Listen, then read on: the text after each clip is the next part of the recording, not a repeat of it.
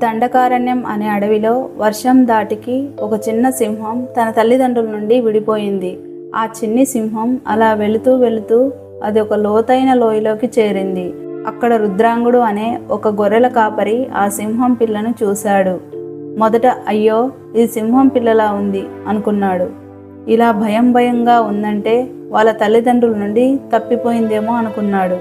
అయినా సింహం పిల్లతో మనకెందుకులే అని తన దారిని తాను వెళ్ళాడు. కానీ ఆ సింహం పిల్ల రుద్రాంగుడిని అనుసరించసాగింది. అది గమనించిన రుద్రాంగుడు జాలితో తనతో పాటే తీసుకెళ్తాడు. ప్రతిరోజు కొన్ని పాలు పోసి ఆహారం తినిపించి పెంచసాగాడు.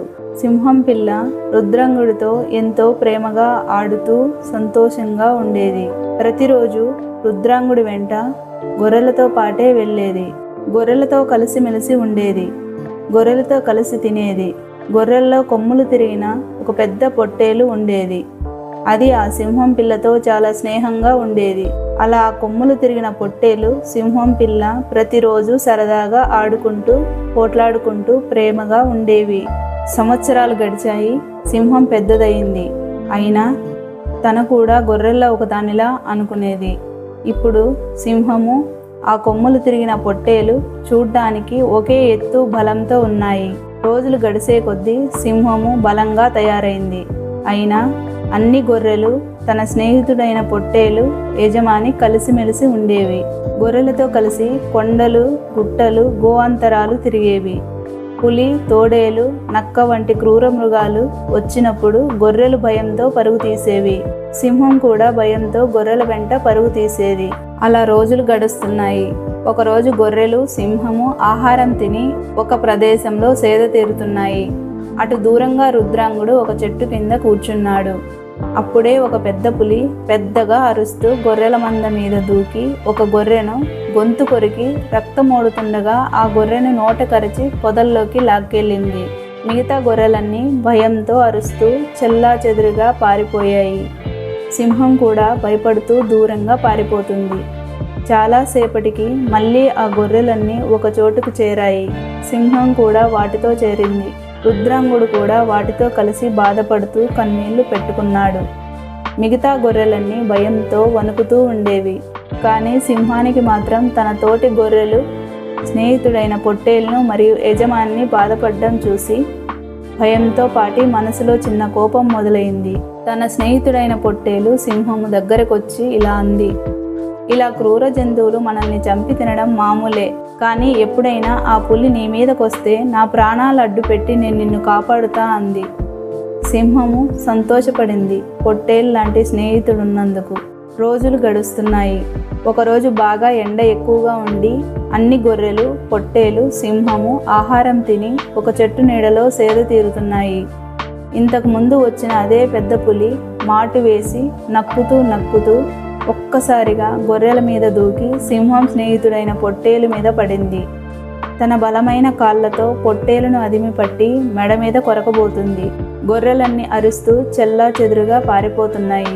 ఒక్కసారిగా సేద తీరుతున్న సింహం కళ్ళు తెరిచి చూసింది.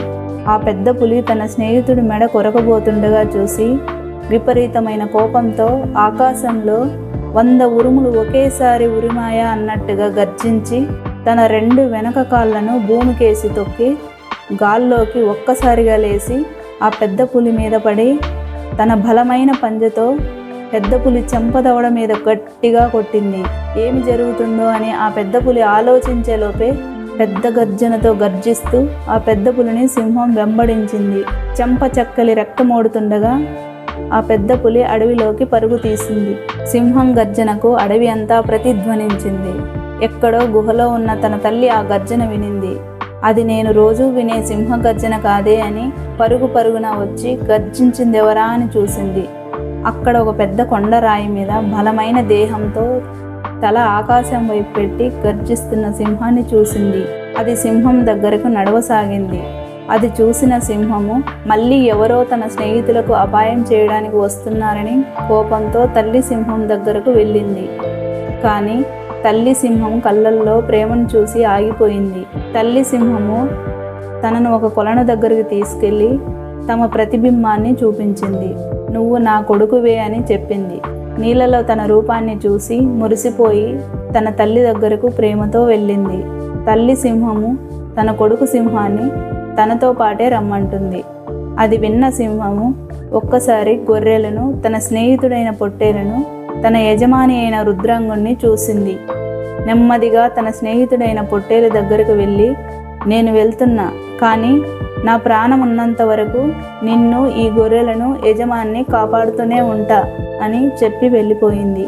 మరుసటి రోజు గొర్రెలు తోలుకొని రుద్రాంగుడు అడవికి వెళ్ళాడు. అన్ని గొర్రెలు మేత మేస్తుండగా పొట్టేలు ఇప్పుడు ఎవరైనా వచ్చి మమ్మల్ని వేటాడితే అని భయపడి చుట్టూ చూడసాగింది. దూరంగా పొదల చాటున గొర్రెల మందకేసి చూస్తున్న ఒక గంభీరమైన ఆకారం కనిపించింది. పొట్టేలు ఒక్కసారి ఉలిక్కిపడి చూసింది. అది తన స్నేహితుడైన సింహమే అని గమనించి సంతోషపడింది. అలా ఆ సింహము ప్రతిరోజు పగలంతా తన స్నేహితుడైన పొట్టేలును, గొర్రెల మందని, యజమాన్ని కాపాడుతూ ఉంటుంది. సాయంత్రం వారు వెళ్ళిన తర్వాత సింహం అడవికెళ్ళి తన తల్లితో కలిసి ఉంటుంది.